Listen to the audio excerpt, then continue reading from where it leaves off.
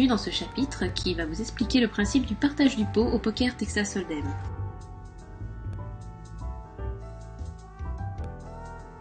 Dans la majorité des cas, l'attribution du pot est relativement aisée.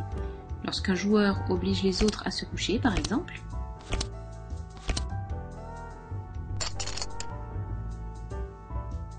ou lorsque lors de l'abattage, un joueur a une meilleure main que les autres, le pot lui revient intégralement. Mais il est parfois nécessaire de partager ce bon gros paquet de jetons. C'est notamment le cas lorsque plusieurs joueurs possèdent des mains de même valeur. L'égalité est alors parfaite et le pot est alors partagé équitablement entre les deux joueurs. Il y a cependant au poker Texas Hold'em No Limit des cas de partage du pot nettement plus complexes.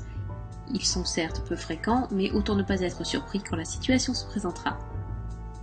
Supposons par exemple qu'un joueur ne puisse pas couvrir une relance adverse, par exemple à cause d'un tapis insuffisant. Ce joueur doit alors aller à tapis pour rester dans le coup. Dans notre exemple, Anne a fait une relance de 500 que Bob ne peut pas suivre avec son tapis de 200. Bob part alors à tapis, il pousse tous ses jetons devant lui. Que va-t-il se passer si un troisième joueur, ici Chris, décide alors de payer la relance de Anne? Dans ce cas, on considérera que Bob ne participe évidemment pas à la part de la relance qui excède son tapis, de sorte que deux pots vont être constitués à partir de tous ces jetons.